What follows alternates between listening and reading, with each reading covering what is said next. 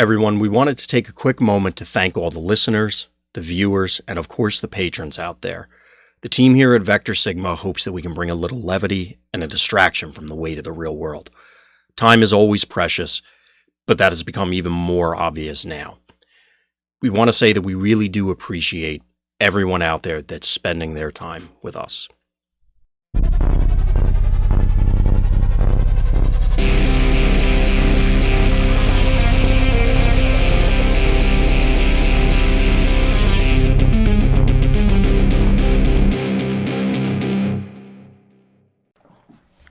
Alright everybody, welcome back to the Traveling Transformer. I am Dan, and I'm joined today by my guest, Mr. the one below me, here, down there, Richard Wyatt. How you doing, Rich?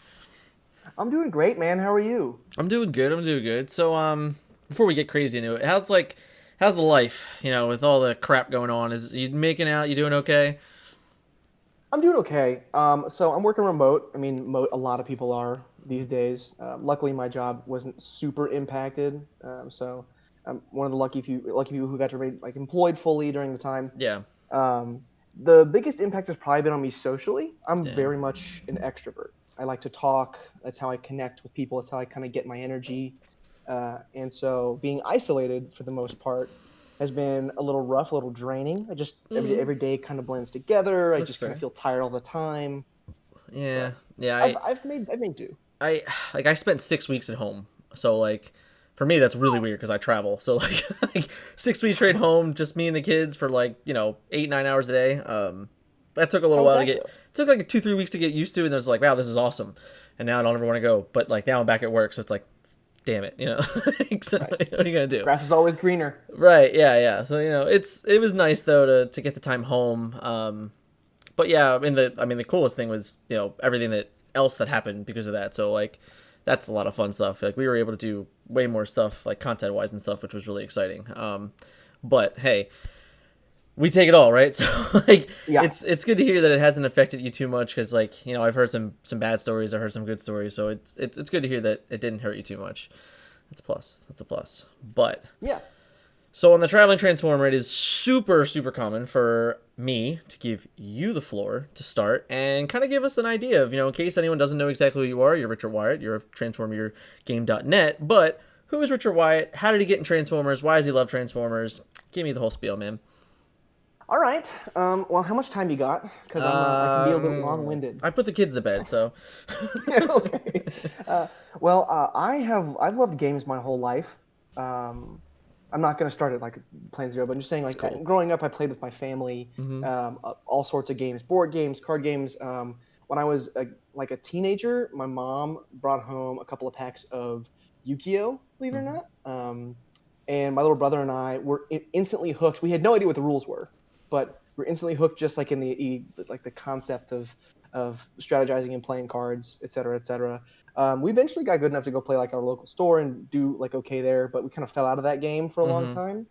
And then I kind of dipped out of gaming for a while. And when I got to college, I got introduced to Settlers of Catan, which just brought me back to the sphere of games as part of my regular life.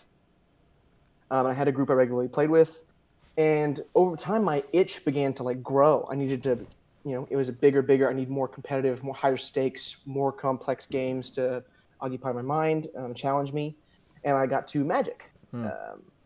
And I played Magic competitively for about 7 years. And that was a really fun time. I made a lot of great friends doing that. And I got intimately acquainted with WotC, the makers of the Transformers TCG, as well. When it first came out, I think it was in 2018. Gen Con, yeah. Gen Con, yeah. I wasn't particularly knowledgeable about it right at the release. Yeah. But when I went home for the holidays that winter to spend time with my family, as one does, if you're there for more than 3 days, it gets a little stale. And so Sure. my brother and I went up to the Target that was near me, and we just bought some packs. We're like, let's try it out. We bought some starter decks and stuff, and we're like, this game is awesome. Yeah. So when I went back to Austin, which is where I am now, I bought in full bore. My first experience playing with other people was actually not at a local store. It was at PAX South. in early 2019. Yeah, it was where like I met some of the January. other guys. I met some of the other guys from Transform Your Game. Kent and Joel were there, and that's how I started to get involved with the Facebook group. And then through that, I got connected to some people in my actual city who I got to play with regularly. Some great guys who I dearly miss seeing I and bet. playing with. And I just think that, so I basically kind of make it my business at this point to try most TCGs that I see at least once, even if it's just like a starter deck or a free deck or an intro deck, whatever. Yeah. Partially because I like to, in my free time, design games, just kind of like as That's a cool. mental exercise and potentially, who knows, a side hustle one day. But That's one way to look at it. That's fair. yeah, in this economy, who knows? So I love to see like the different mechanics, the aspects that are available, and the only one I ever really stuck with before Transformers was Magic, because it was so mechanically diverse and deep, strategically deep. And then Transformers TCG was differently strategically deep, and in a way where I kind of thought it was tackling a new space, like gameplay wise, that I loved. It feels to me like a game built by deck builders for deck builders. That makes a lot of sense. Yeah. Yeah, because like there's two aspects, almost three aspects you're customizing if you include the sideboard, right? Yeah, yeah. You have the character lineup, Which wasn't you have there at the battle deck. beginning, but it came in. Right. Yeah. Right. It came in. I mean, I was playing with sideboards early on because I'm so accustomed to it from my other games. That That's I fair. play. You're like, no, it's okay. I can do this. Yeah, we had all these different sideboard rules. We were like arguing about what to use. Yeah, yeah. I mean, none of them ended up being close to winning it. I mean, some of them were kind of close, but That's fair. it was fun regardless. It was a good exercise. Yeah. I did watch Transformers a little bit when I was growing up. I loved Beast Wars in particular. Everybody seems to say that. I mean, I was just like at the tail end. I think generally we're younger than some of the crowd, so I think that's a lot of it too. But like me, like I don't know any of it, so hey, what are you gonna do? I did watch some of the cartoons that would come on. I don't remember which generation this was. Forgive me. This is probably committing like a very big lore offense. Yeah, you're But the gonna one with hate. Everyone's Minicons? gonna hate you now. Yeah. Well, I mean, Kent already does. So don't worry well, about that. that's fine. But whichever show included like a minicons were a big essential part of the show. I watched a ton of that. I remember seeing things like the Star Saber, which is like 3 minicons combined together, and anyway. But like that was really fun for me to watch. And more recently, I've actually been getting into the IDW comics. Oh, okay. So I'm like I'm doing everything a little bit backwards. I'm like I got into the game and then here's lore. I did the same thing. like when I first got into the game, like I didn't know anything, and then like I started getting into it. I'm like, oh, this is cool, and like like I don't have like a favorite character or anything, and then like Scott would just like. I think the guy's name's Rodimus Prime or something like that. He's like there's all these YouTube videos on, and he just like carries all these characters. So like I used to travel like all the time on planes. So at one point I had like 17 videos downloaded on YouTube to watch. I ran through them all eventually, so that was cool. I was like, all right, now I know more about this stuff. You should check out Drift if you haven't checked out anything about Drift. No, but I'll check him out. Okay, that's not the movie one, the one in the comics. I knew there was one in the movie, right? I was like, it's that probably one. bad that I know that, but I mean. It's not bad you know it. Movies are movies. That's true. Explosions are entertaining. It's hard to argue against that. Yes, that's very true, which is probably why I watched them. Except I got to the point where I'm like, all right, I can't do this anymore. I did like Bumblebee, though. I like Bumblebee a lot. I don't know. Oh, it's so good, right? It feels like a lot of people don't talk about that movie, like, because they're like, oh, man, the live-action ones are bad. But it's like, no, Bumblebee was good. I like Bumblebee. I also like John Cena, but hey. That's besides the point. I also like John Cena, although I think it's weird that he keeps getting listed in these, in these like casts where he's not in the movie anywhere. Mm-hmm. Not that I saw. I mean, it's kind of like what The Rock was doing, right? To start, it's kind of the same thing, I was because he can't see him. Yeah, exactly. That's fine. All right, I know. Got me. The joke didn't land. No, it didn't. We'll fix it in post. No, he won't. I know. That's my favorite bit. Is we'll fix it in post. That's fair. That's fair. All right, hold on one sec. So. That's a cool rundown. You like Transformers now more than you did before, right? Absolutely. But the real truth is that you've been successful as well, which is cool. Like I believe correct me if I'm wrong. You weren't at Origins or Gen Con, right? Nope. Okay. I was not. Okay, but then you ended up going to PPG Dallas. I did. And then you top 8 it there, and then you brought came to EI, and you finished first place overall in the Swiss, and then top 8 it there, obviously. And then you followed that up with Orlando, top 8 it there. You just top 4, right? It was top 4, right? It was top 4, yeah. I got the only person I lost to that whole weekend was Stefan, and I lost to him in Swiss, and I lost to him again in top 4. I cannot believe he won the draw he had in that game 1 in the top 4. I've never seen a Galaxy draw capable of beating, like in that metagame. I'd never seen a game 1 win from the Galaxy side against Jetfire Thrust. It requires like early Matrix multiple energy pack. Yeah, early Matrix Ultimate. And I told him that we talked a little bit like throughout the tournament. I'm just like, because I played Catan in round 3, and I was like, the only way you can win is like literally just have to hit energy packs. Like that's it. Like it's like if you lose the die roll, you gotta hit energy packs. If you don't, you lose. Like and like I was calling your game, so I'm just like, oh, there's energy pack. Oh, there's Matrix. Oh, all right, he's doing pretty good in this game. So yeah, I feel you. But speaking of Mr. Captain Jetfire. You really like that guy. What drew you to Captain Jetfire? I mentioned a little bit earlier my history with TCGs. I mentioned my general like exposure, but my player archetype, the kind of like psychographic that I really map to, is something I commonly refer to by some game designers like Mark Rosewater as a Johnny. So Johnny's basically the way that they have fun with the game. That's what the psychograph is supposed to identify, right? It's like, how do you have fun in the context of the games?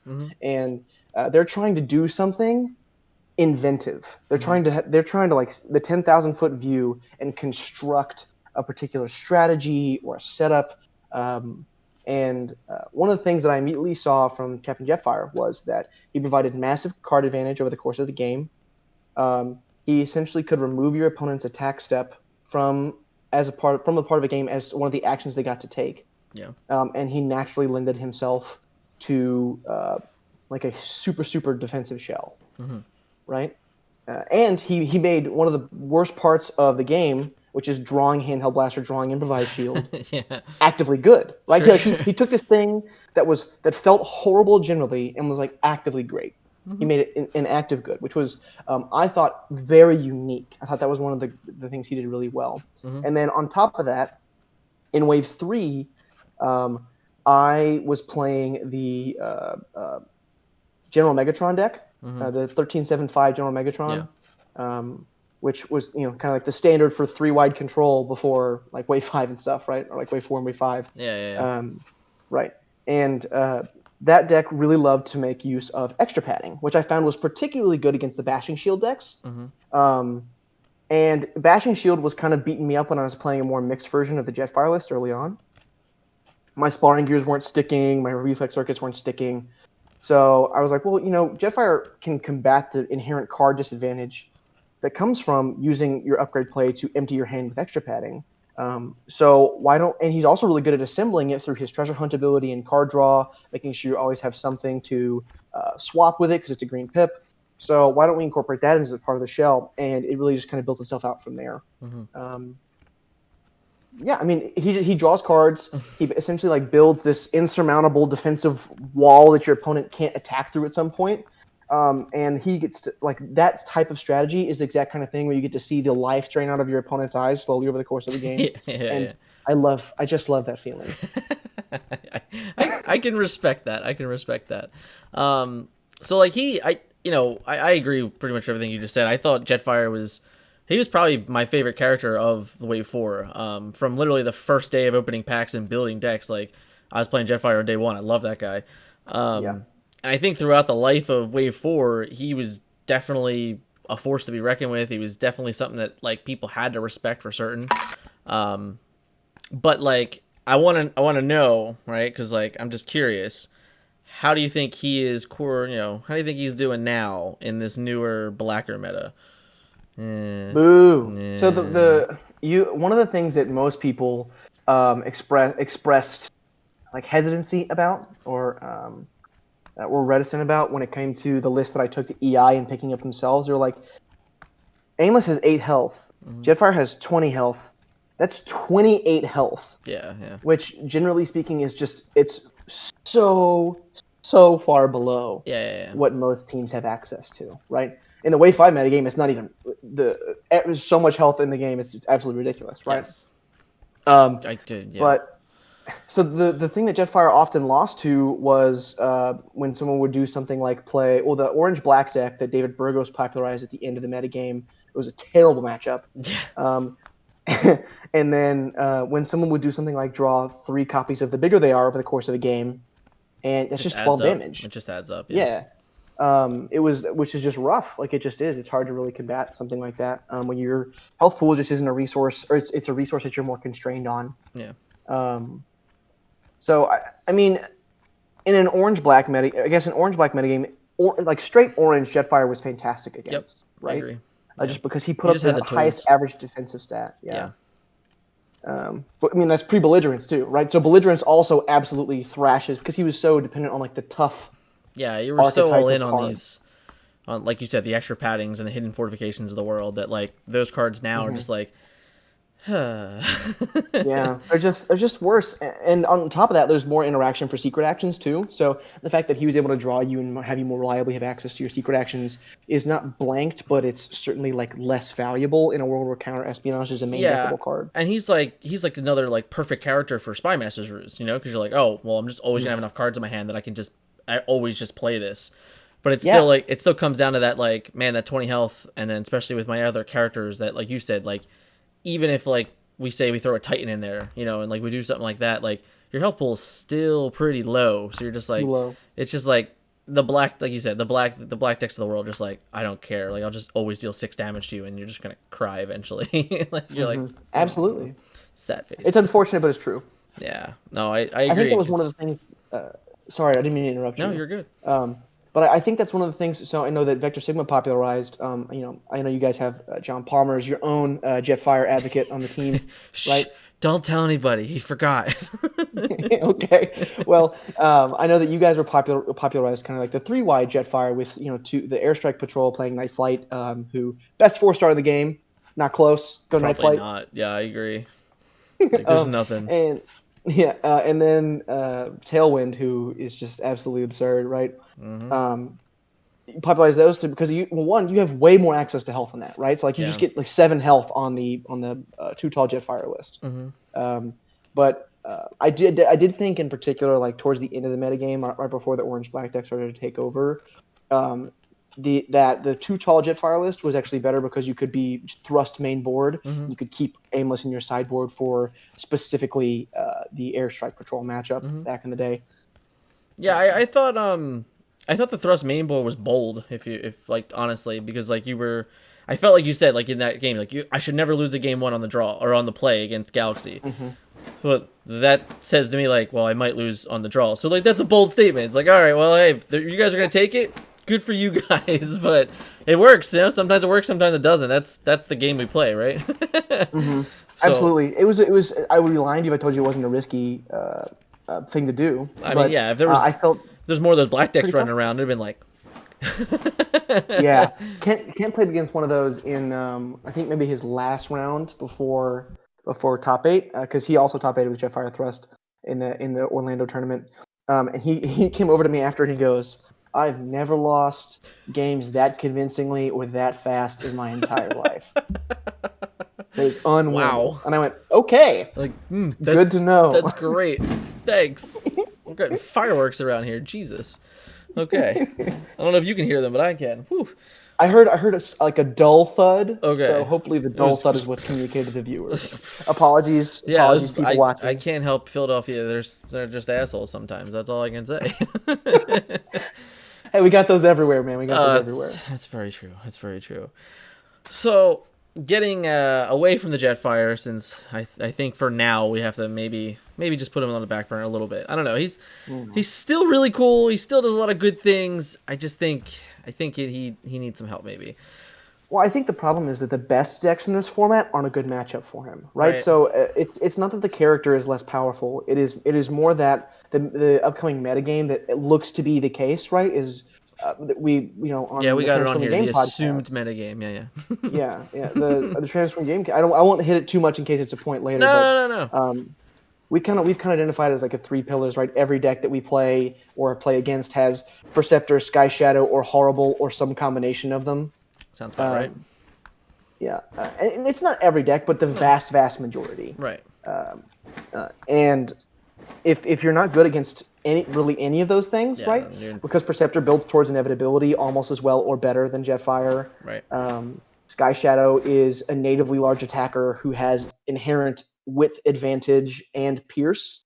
And then the Horrible is just so good at whittling down your opponent's ability to actually like conduct themselves through the game basically for free, right? He's a deck building cost, but not really a play cost to do so. Yeah, just think about Horrible throughout that game as a Jetfire. You're probably like, take 2, take 3, take 2, take 3. Like all of a sudden you're like, your Jetfire 20 health is like, I have 8 health. Like, that could just happen because like you have you have a way to get there, after the wheels and stuff like that. But like for that first go around, like he's just gonna have an untouched Horrible, and you're gonna be like, man, I took like 4 damage from Horrible already, and I like, what's going on? And then like all of a sudden you're like, oh well, here's Pierce 3, and oh here's Pierce 4, and then once again it's already 10 of your health, and you're just like, crap. This is half. Right. You're just halfway dead. It's like, what am I doing? This character you spent, like they spent, and they're doing it on this character they spent 7 to 9 stars on, right? And you spent 16 stars on this character who's just being destroyed by it. Yeah, exactly. Hold on once. I'm pausing again because this is ridiculous. Mm-hmm. Yeah. So speaking of all those Titans that we just named, because they're kind of dominating the meta a little bit, the assumed meta. Mm-hmm. We'll keep going with that because I think it is very premature to call it a meta already, because let's be honest, it's just small increments of what could be, right? Mm-hmm. But what about the non-Titan characters, right? Have any of the non-Titan characters from Wave 5 really stood out to you other than the 5 stars? Man, I was going to say Night Racer. Night Racer's stats are just absolutely ludicrous. Yeah. Right? That's why I had to take that out, because that was easy. I can't make it easy for you. All right. I'll go to some of the non-5 stars. I mean, one of the characters that's really impressed me has been Pounce. Yep. I think part of that is because Spymaster's Ruse it does a thing that I mentioned earlier I really liked about that really drew me to Jetfire early in the game, right? Which is early in Wave 4, which was that I kind of felt like he broke the rules of the game as they normally existed by being able to over time remove the combat step of my opponent from the game. Yeah. Spymaster's Ruse generates you this it's not even necessarily card advantage, right? Like, it is card disadvantageous on its face the first time that you play it, right? But every turn that card stays in play, it's functionally earning you like an extra secret action, right? Mm-hmm. And then if you're also playing it alongside something like Pounce, right? Turning a secret action into also just a +2 that's just primary static. Laser. Yeah, but it doesn't eat a slot though, right? So it's better than primary laser. It doesn't eat a slot, and it's not vulnerable to sabotage armor. I agree. I'm just saying, whenever I think of Blust, I'm just like primary laser. yeah, that makes sense. Okay, so you also have basically a pseudo primary laser that gets to sit on the guy, and Spymaster's lets you break kind of like the inherent rules of that effect, because normally it's very difficult for you to stack multiple instances of that effect in play. Not the case, right? So now this is more of a kind of like a dedicated deck, an all-in deck to see how good the effect was. Sure. But I have definitely had 5 secret actions in play. 5. Okay. Yeah, so 3 Spymaster's Ruses, a Brainstorm, and then 2 more. You're living the dream. All right. I mean... Oh, yeah, no, it was absolutely kind of a meme, right? But base 13 is Christmas not Land's bad. Christmas Land. I mean, that's fine, but...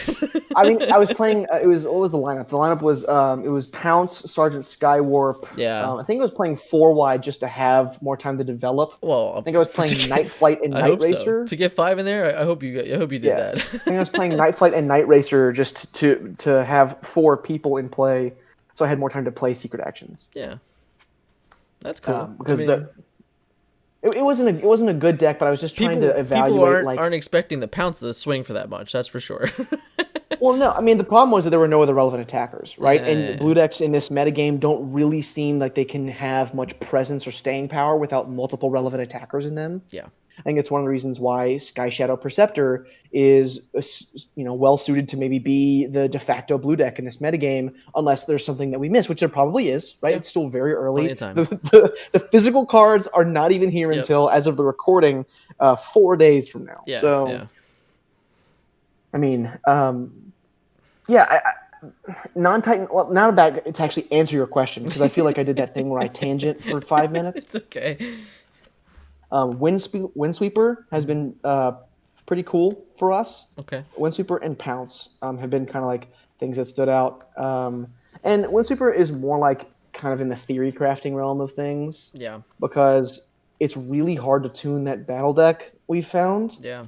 Like for that character. Yeah. Because you want the card wants you to kind of like incentivizes you to play if you're going to go all in on its effect or its ability. Like it does this weird thing where it kind of incentivizes you to play a lot of actions that don't impact your combat. Right. Which can end up being frustrating. Right.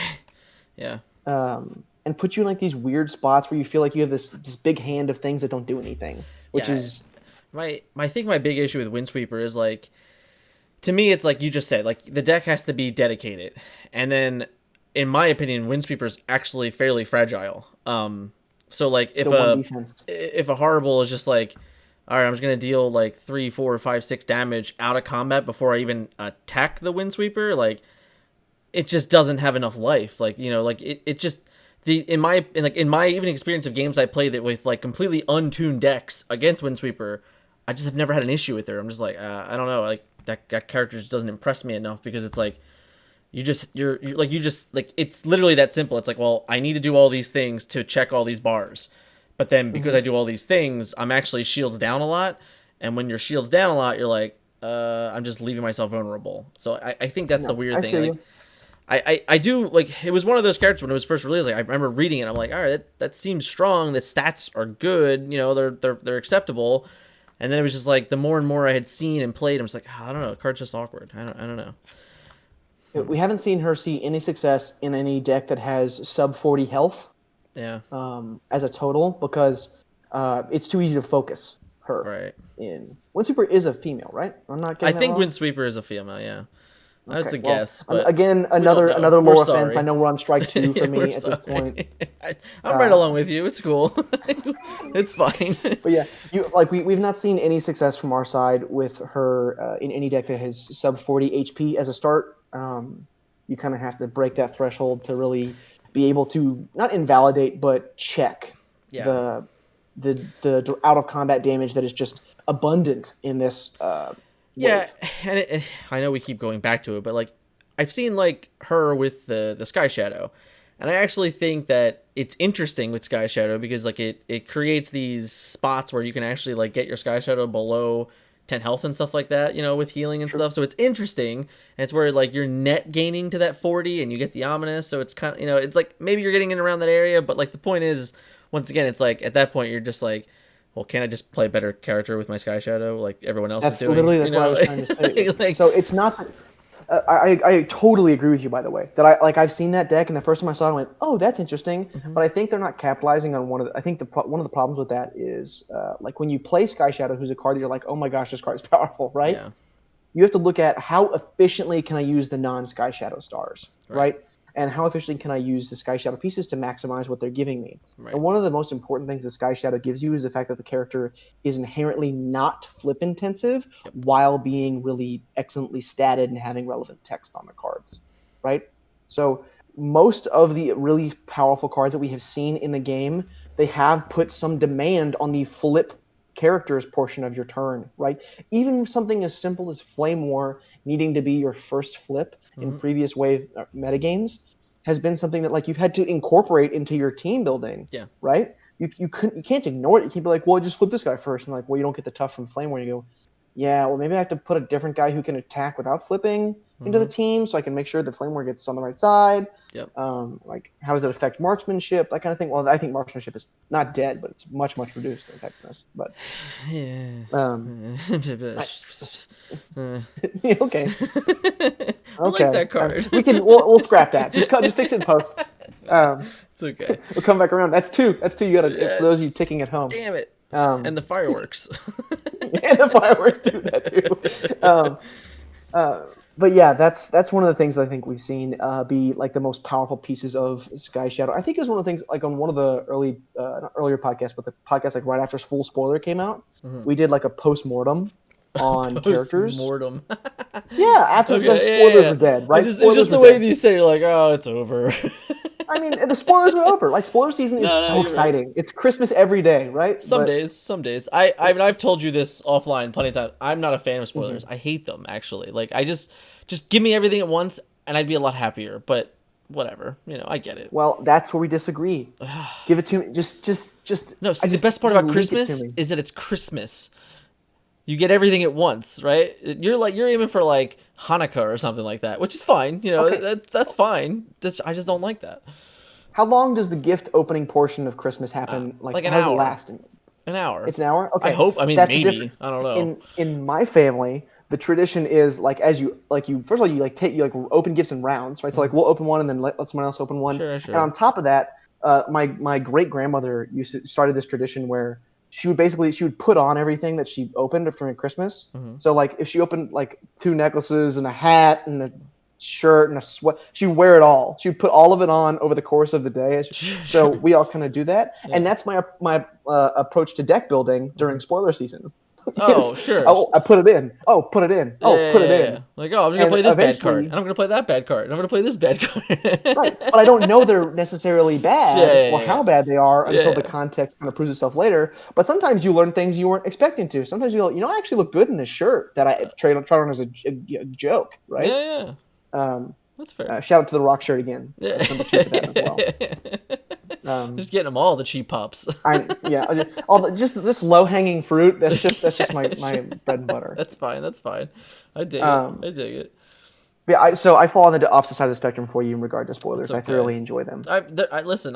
I know that I'm kind of weird when it comes to it. It's just been me in every game ever. I think there's like 2 camps though. I think there's just 2 camps. I think there are people who really like spoilers and people who really don't like spoilers. I don't know a lot of people that don't like spoilers though. Like I can name like me and like 2 other people that I know that don't care about spoilers. So like that's the thing. Like I don't know. I've been that forever. Like even like when I played Magic back in the day, it's like all right, when I went to a Magic pre-release, I just went in blind. Like that's really fun. Like that's what I did. I was like, all right, I'm just gonna screw it. I mean, I was like young when I played Magic, like like 13, 14. So like it wasn't like I wasn't nearly as competitive like as now, obviously. But know back then it was just like, oh whatever, kid in the candy store, just open everything. Like like. So I think that's just kind of always stuck with me, and now it's actually weird now that like I'm somewhat forced to analyze this stuff in beforehand. So like I do it, but I'm like grumpy about it, So that's one of the things. Like I think for some of my friends who started to keep drawing parallels to Magic. I know we've done it a bunch of times. It's easy. I mean, listen, WotC owns both. It's fine. That's what I tell people. But some of my friends in the kind of like the grinder scene there, like who actively despise spoilers, one of the things they'll do is they'll just kind of like they'll not pay attention to everything, but they'll like look at the mythics and they'll pick like 1 or 2 mythics and they'll just build decks with those in the preseason to entertain me and the other people who are like, let's build everything and spoilers and proxy up, Sharpie all over cards and stuff like that. And when they'll try to break the 1 or 2 things, right? So they'll just like have devoted effort. They get to pick a favorite, and then it's not like they're really even paying attention to spoilers. They're really just kind of like updating something previous with like this new card to see what, like to evaluate. They're trying to approach it from like a very analytical point of view, which I think is really useful too. Yeah, right? I mean, I'm trying to learn new things. That's kind of that's normally what I'll do. I'll normally take whatever the best decks were from the previous waves and just be like, okay, how would I build this now? So that's almost how I always approach everything like that. Like, all right, this deck still might be good. It got this card, which is clearly better than that card. Let's see how much better. That's normally how I. Let me ask you a question then. Go ahead, I know this is mostly you asking me questions. No, you're good. You're good. Turn it around. You're good. So you are, as I'm sure everyone watching is aware, known for the Galaxy Prime deck that you won EI with. Mm-hmm. Have you attempted to kind of like update it, bring it into the new wave? And if so, to what degree of success? So by the time you guys are seeing this, you'll probably already have potentially seen it on stream this week. But to me, I think Galaxy actually has a place in the meta. I'm not saying it's like nearly as dominant as I felt it was in Wave 4, but I've said this on a couple other occasions. For 15 stars, he is the only non-Titan character that I would consider playing. Because I just think that he's still that good. His ability is that good. His effect of creating more plays is that good. And then the 21 health is that good. His partners did get better, in my opinion. You just literally just upgraded both of your side grades, both like just straight up upgraded both of them, in my opinion. So I actually think that like he most certainly has a place. I just think that the line of play is a lot tighter. And then like not to cheap pop our own tournament, I was shocked that no one decided to play a Galaxy in the event at all. I mean, shiny new toys. I agree. No, I agree. I get it. But they're gonna go back to the old stuff. But eventually, like right now, eventually, maybe. But yeah, I don't know. The hype is still there. I think it's obviously a different build. And I think the only thing that is rooting against him is that like, especially the way that I build Galaxy, where like I need to hit a certain X of this and certain X of that when it comes to like pip colors. And now with all like the more playable black pips, it creates this awkward feeling of like, okay, like, do I have to change my numbers? Do I have to like go a little bit less defensive to try and get more out of this? So like, there's definitely a puzzle to be solved, but I believe that he's playable for sure. Yeah, I think we came to similar conclusions on our end. I'd be shocked to see if like our lists actually looked the same, but I think the character power level is just high, right? Right. So he's just good. He's good. Yeah, it's just good. I mean, I think if multiple builds of a similar lineup are seeing success, I think it says a lot about the power of the lineup itself. Right. As opposed to maybe the battle deck, right? Right. I mean, like I said, he clocks in at that number that you were talking about, that 40. You know, so like because you can do that, and then you have like all this other crazy stuff that he just lets you do. You know, like play 3 energy packs. Yeah, the free energy packs mean that like Galaxy actually, in that lineup, right? The lineup it starts at 40, right? Yeah. And then if you land all 3, that's 52. Like there is no combination of characters in the game that get you there other than like a Galaxy Prime list. Yeah, right? and you don't need to get to 52. You could play Claymore instead of Brawn. That's boring. And you could get to 53. That's boring. So one more. Yeah, don't do that. No, it's tough. It's boring. Yeah, whatever. Oh, I thought you said it was bold. No, it's boring. It was bold, and I was like, no, it could be bold for what it's worth. You just gotta flip her back. All right. Never gonna do that. I did. All right, it happens. I know. It happens. I've also played Handheld Blaster on my Galaxy Prime before, and it's been correct. Also it feels horrible. Oh, it feels awful, but it feels great when you're like, okay, get energy pack, thanks. yeah, and you're like, oh, free energy pack, so this already earned me a better card. Yeah. So it's okay. It's True. okay. We've talked a little bit about this already, but what are your feelings on this early looking assumed metagame? Like how do you think it's like impactful to the game to this point? Well, I think one of the things that's probably most surprising for me and the people that I play and test with and things like that is how powerful the Titan Master mechanic is. Yep. I think when it first came up, we were all like, man, I don't know how you guys thought that. These little dudes. What Dude, are they? I don't know. It's not all. I say all. I mean, like me and like 1 or 2 people. No, I get it. I'm telling you, December 18th, man. All right, December 18th. They told me what they were, and I'm just like, wow, that changed the game forever. Like, that was literally my first reaction. I was just like, wow, these cards are amazing. It took me 1 game of playing with them to go, oh my god, I was wrong. Oh my god, I was so wrong. That's fair. The first one, I was like, no. I've been wrong about things before. Yeah. Like, I've been wrong about things that seem obvious before. I think one of the ones I talk about most of the time is like Sturdy Javelin. When Sturdy Javelin first got revealed, first of all, it was revealed like at the very end with like a dump of other cards. Literally him and Sabotage Armaments on the last day. Like, oh, yeah, thanks. So, very easy to look over, and I was so high on Hidden Fortifications too. So Sabotage Armaments, I was like, that card's good, but I think Heidi Fort may be better because I've been playing with Heidi Fort. I was more familiar with the power level of it. Right. Sturdy Javelin came out, and I was like, I mean, wouldn't you just rather have Armed Hovercraft? Oh god. And it turns out 1, you can play them both. A little bit. And that's totally reasonable. And 2, Sturdy Javelin is just better. It goes in every deck because it's white pips. Like range characters are kind of the best anyway.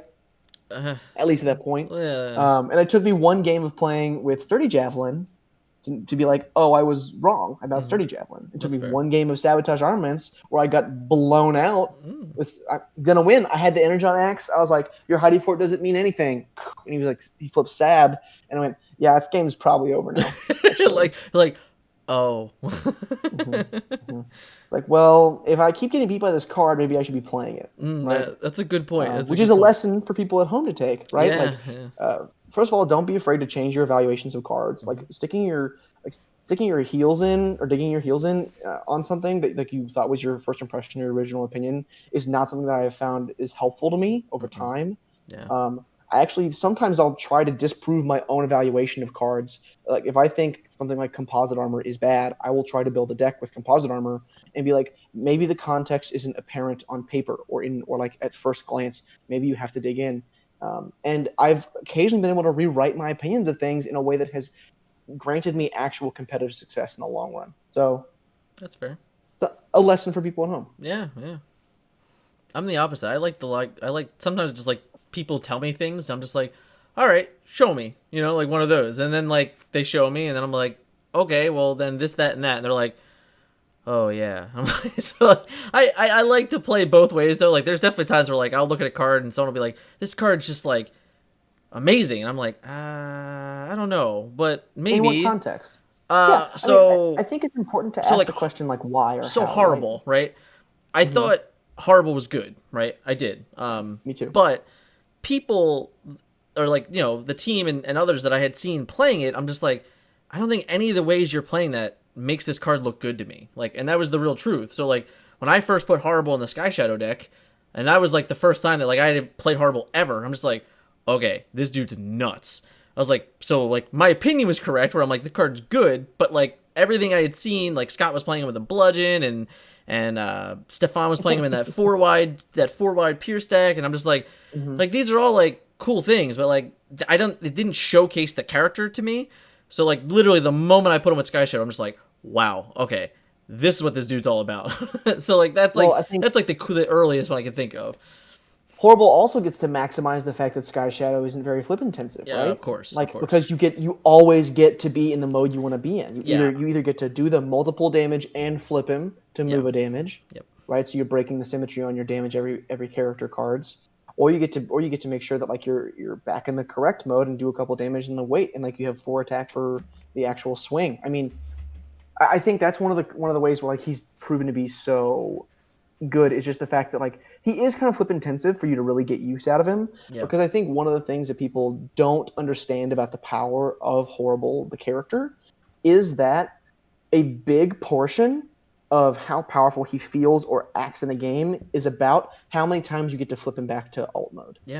Right? Like I think if you tallied the number of times you got to flip him back to alt mode, you'd be like, wow, because every one of those flips literally means heal 1, deal 1. Right.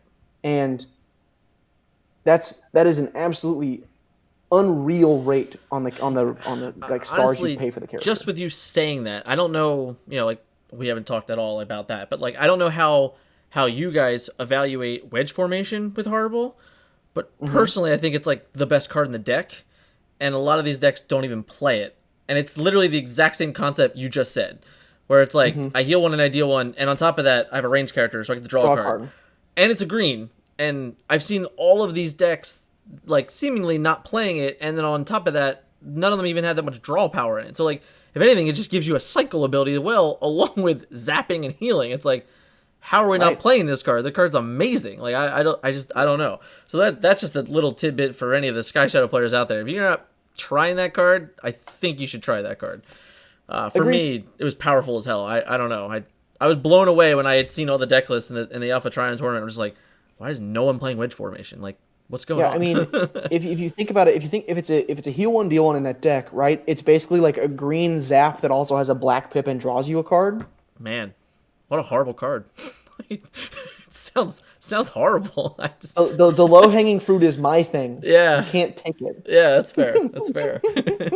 I had to try. All right. Yeah, it's okay. All right, you get 1. All right, okay, that's fine. That's fine. How do you now? This is going to be a tough question because I already know the answer, but kind of. Maybe I don't. Maybe you'll surprise me. Who knows? How do you feel about the blue decks in this meta? To me, they are few and far between to at least the early assumed metagame. But like, do you feel that maybe people aren't giving them enough credit?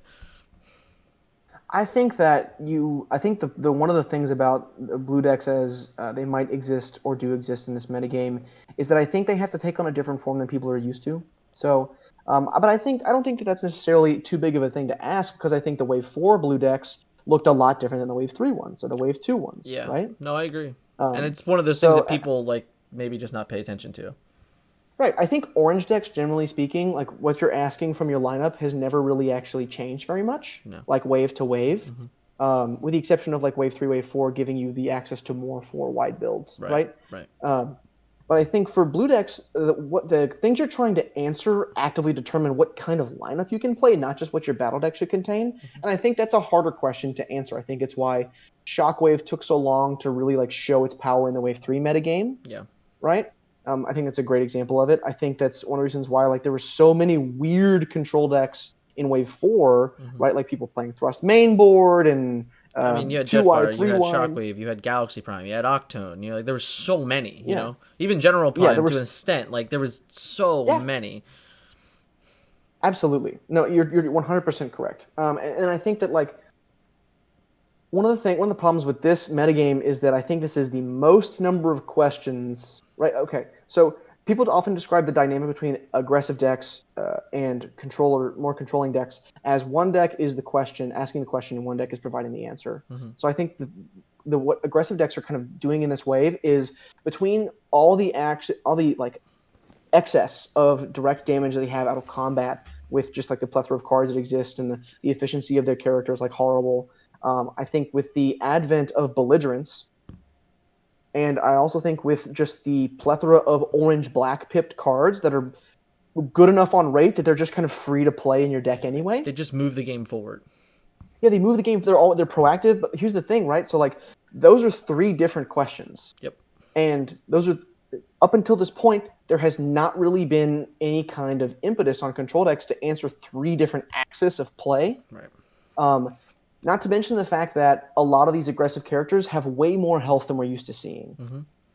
So you're also being asked to provide a real clock to race your opponent as far as like getting the game done, which is why I actually think that control decks in the typical blue vein don't exist in this metagame. No, I think you've said it on your podcast.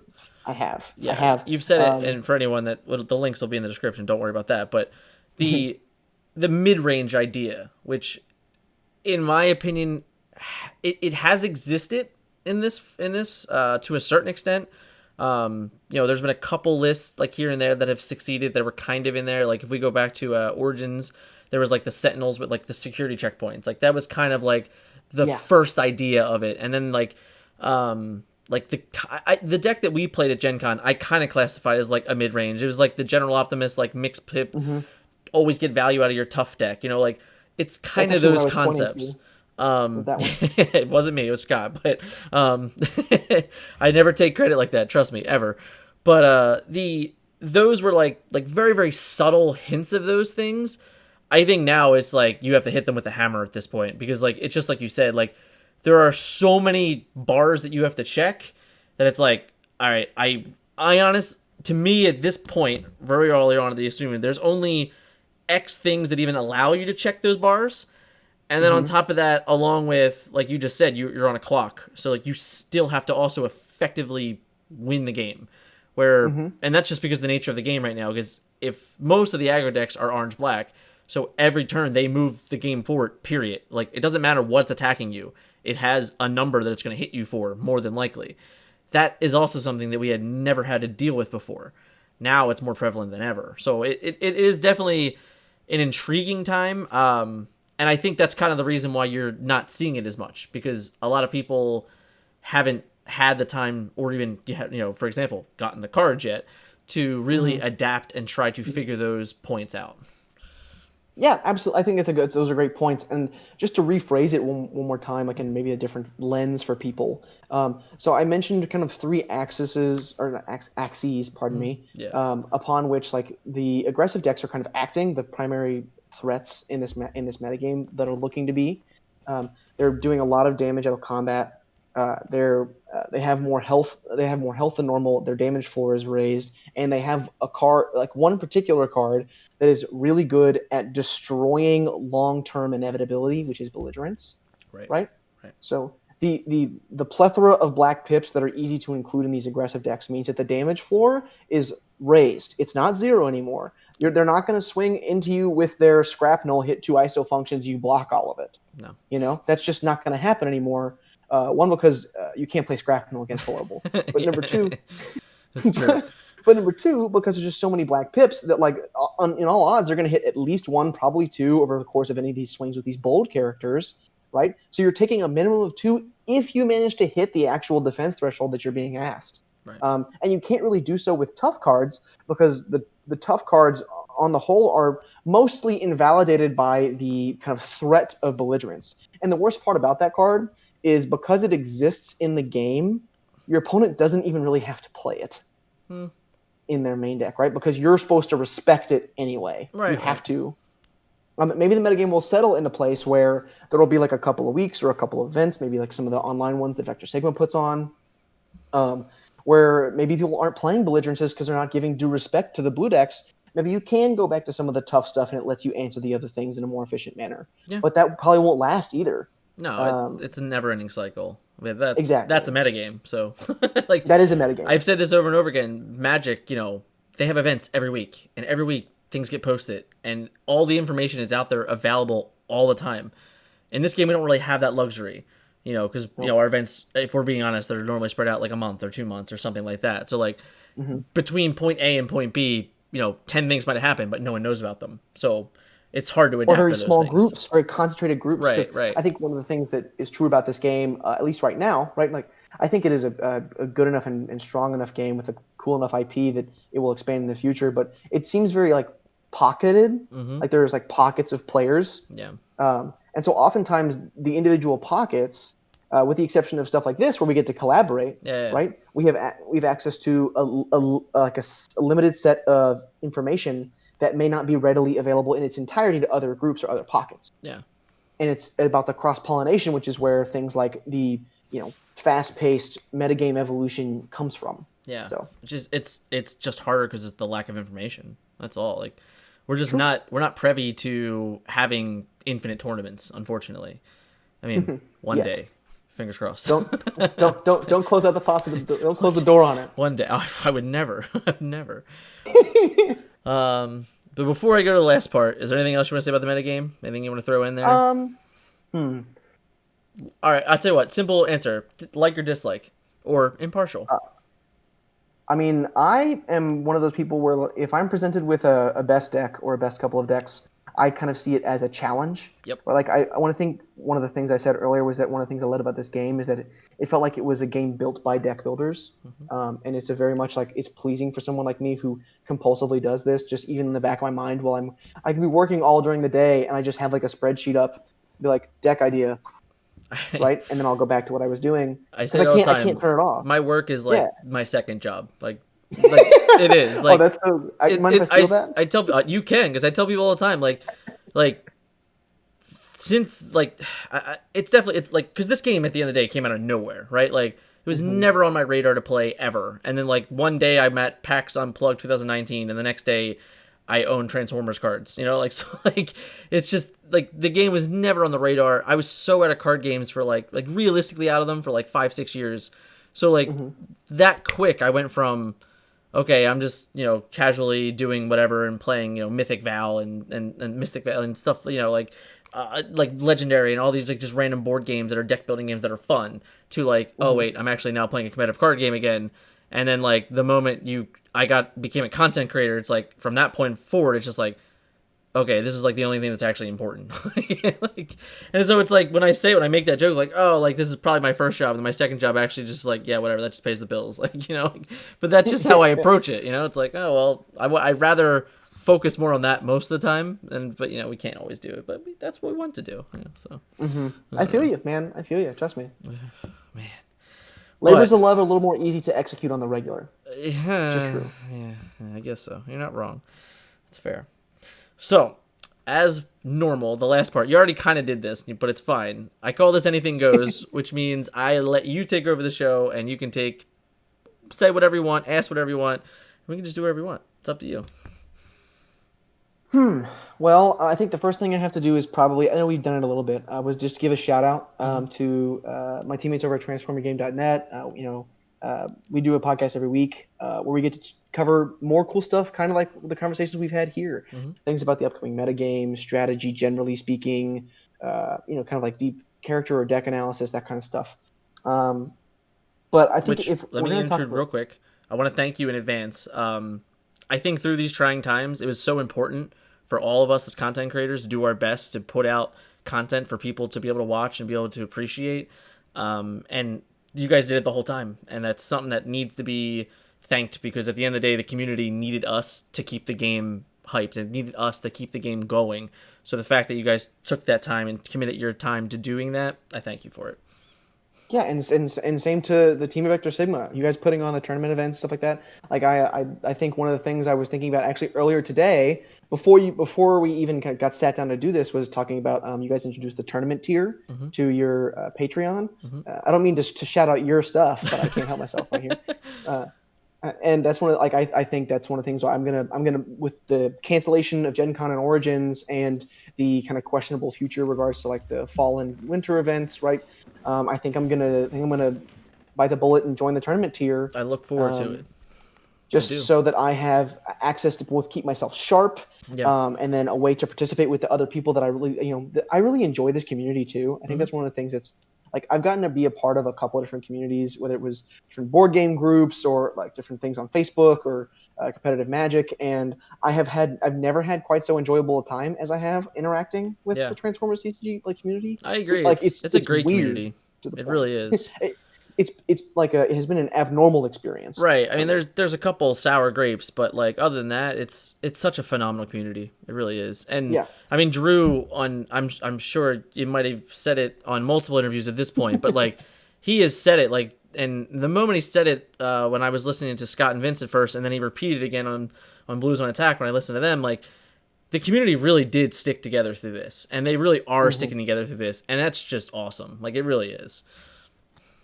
Continue. Totally agree. I'm serious. Like people, like, kind of self-hosted events, and tournaments, webcam games. Like the webcam games group just like taking off in popularity.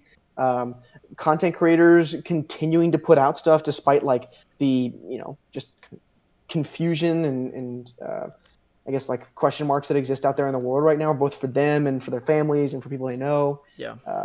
I think it's been really cool to see people just kind of like rally. I agree. Let's see. What other things I want to talk about? I think I have a question for you. And this is more just because I'm curious. Because okay. Well, each I think like teams in their own environments kind of do like these different things to iterate on things and like construct these hypotheses around ideas and reevaluate stuff. So, what is the main way that the Vectorsigma guys kind of like tackle the problem of we think that a deck or character is good. Here is the list. Like, iterate it. How do we argue over the sideboard cards? Like, what's the format that you guys generally do when it comes to that kind of thing? All right. So in these early stages, I think it really is like every man for himself to an extent, where it's like everyone has an idea, and even if it's an overlapping idea, that's fine because it's probably still different. That's why, like, you can see early, even on, in videos, like Stefan has his own ideas for Galaxy and has his own ideas for Shockwave and those things. And we kind of overlap there. And then like the Perceptor thing, like for being the guy that created it, I, for the most part, take the back burner to what I want to do with it the most, which was play control with it. But like Scott and Stefan just went full head on. I was like, all right, you guys do that. That's fine. I'll mess around with it another way and I'll still have my fun.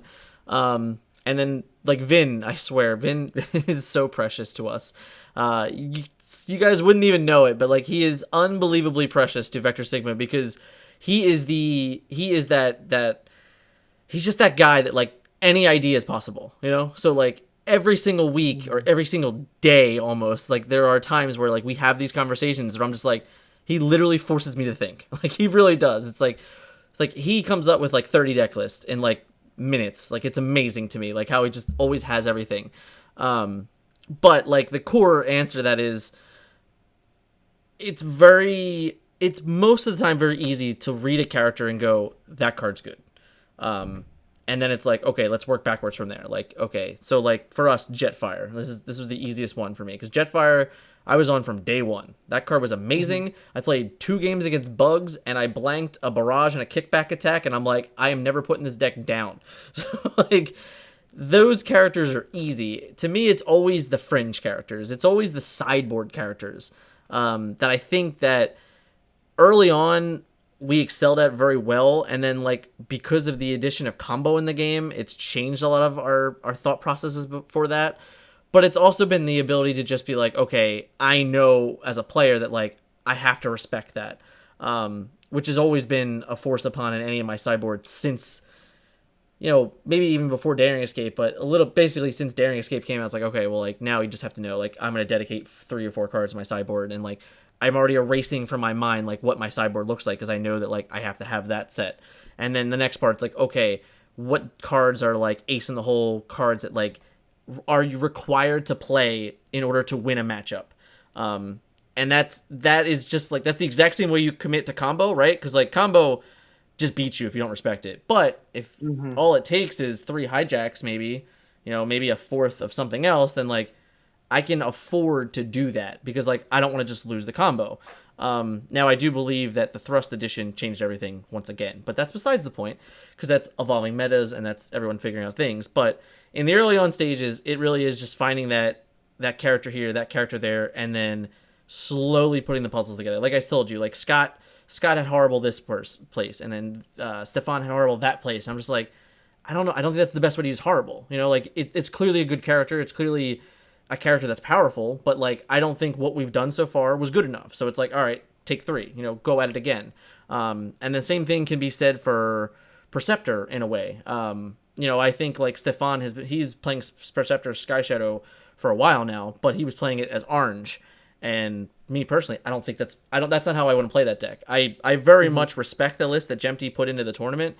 And we talked a lot about it going up and since and everything like that, but that deck is way closer to where I would have been if I had to show up to an event. I would have played that deck, but maybe like 6-7 cards different type scenario. But Sure. The point is that that's the difference. Is like it's okay to, in my opinion, it's okay to have everyone go off on their own, right?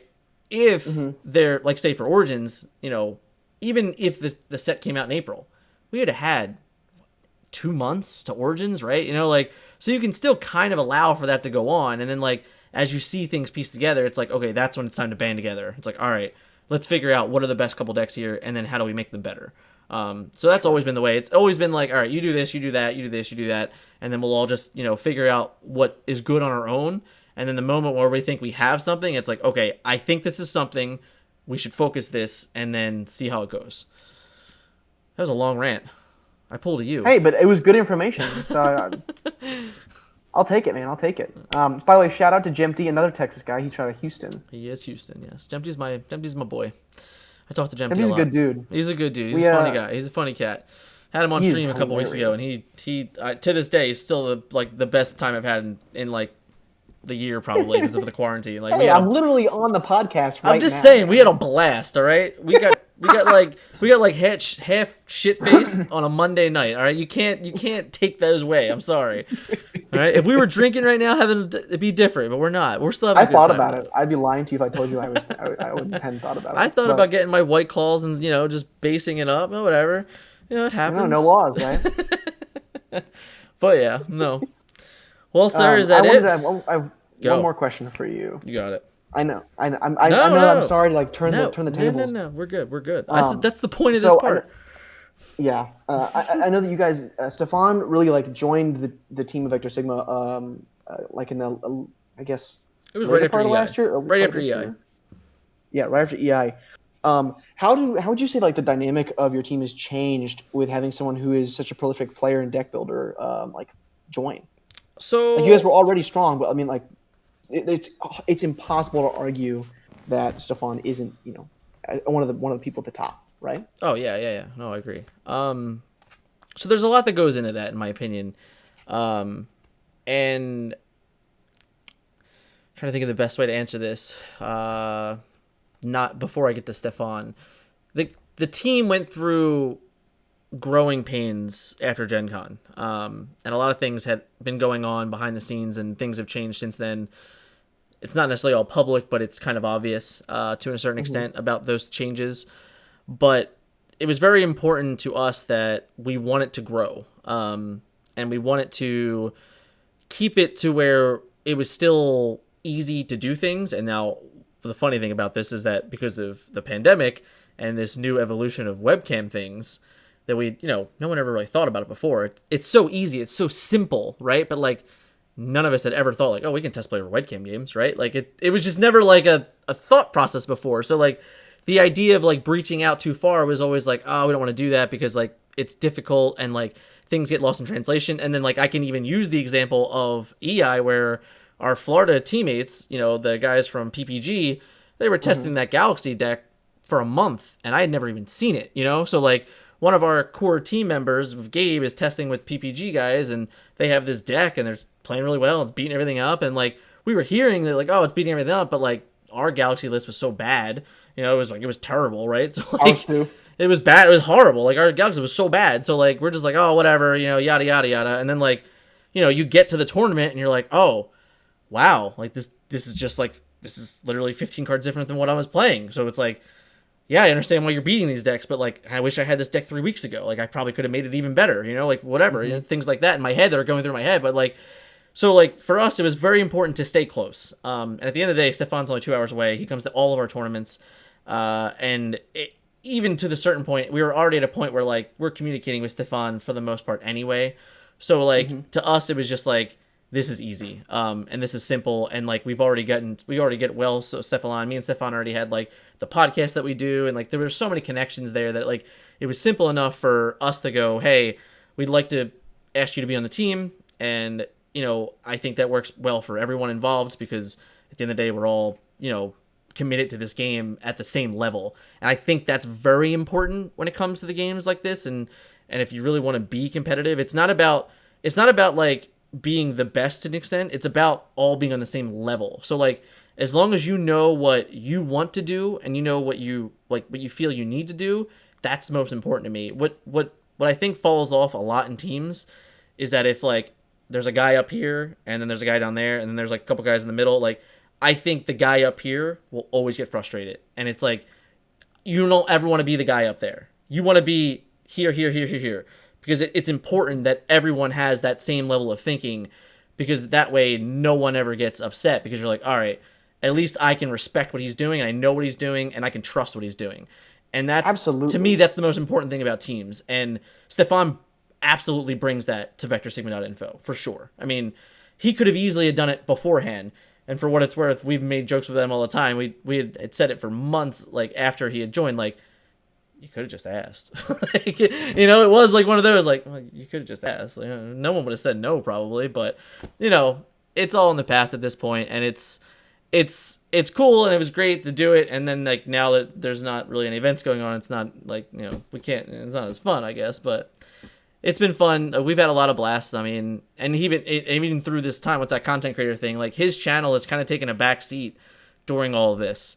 But anyone that knows Stefan, he's been on Vectorsigma.info every other night type scenario. So it's not like he went away. It's not like his channel is dead. It's just he couldn't keep up doing what he was doing, but he was very easy to tack on to doing us. So he was very necessary for us during this time to keep this going, and even to help with the Tryon tournament, because it was very important to me to have a judge on every table for that tournament, and he was able to help us do that. So that's an important thing you mentioned, because we have thank you, Stefan.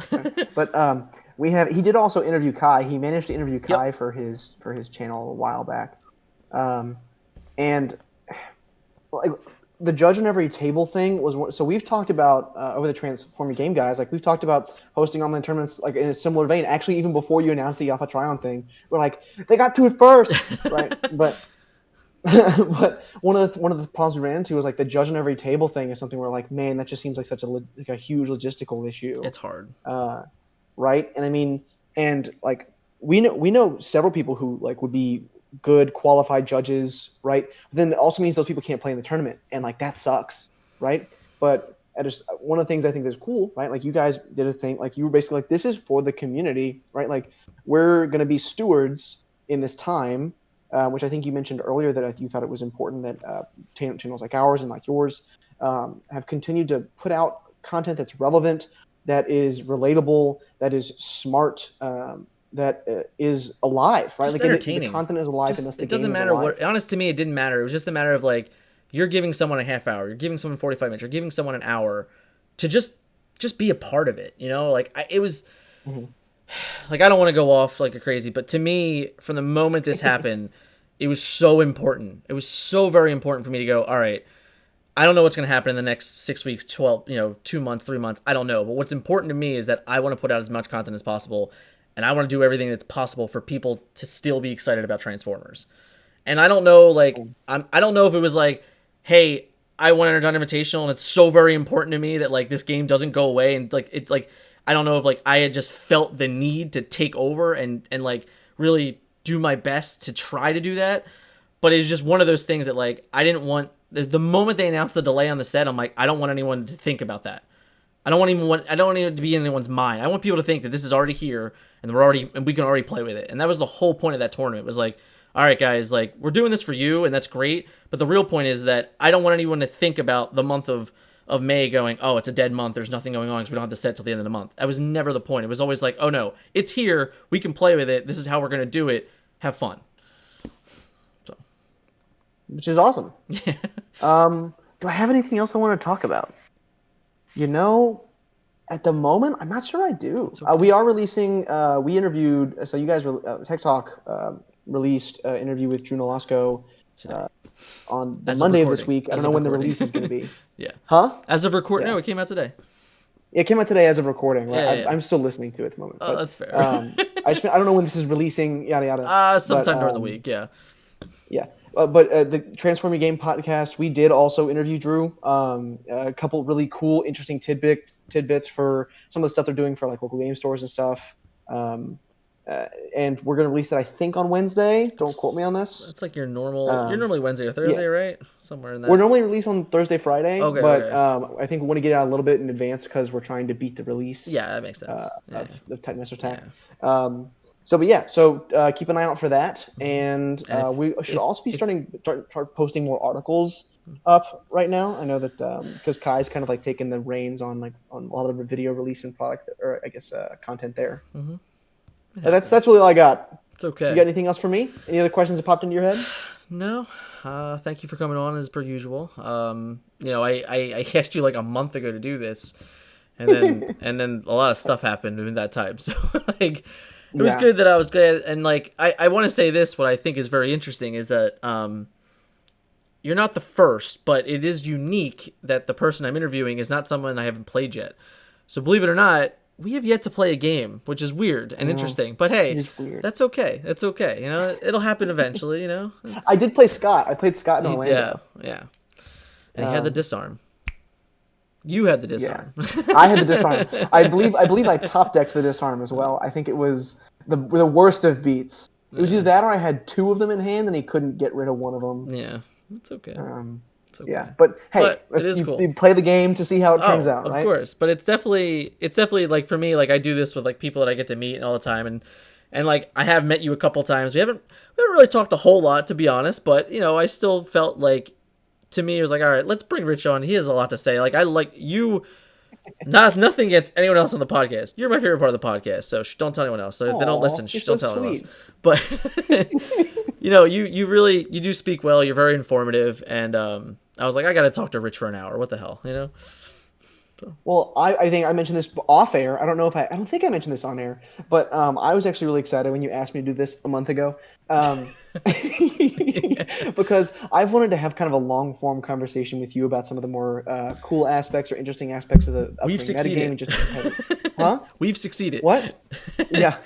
Well, I told you I could be long winded. That's okay. I literally said at the beginning. And so this was a great excuse for me to kind of like get to have that conversation kind of finally, right? I agree. Hey. And thank you so much for having me on. This has been a true pleasure. Yeah, man. Thanks for coming on, definitely. And I'm sure we'll do it again sometime. I can't wait. All right. I'll see you later, man.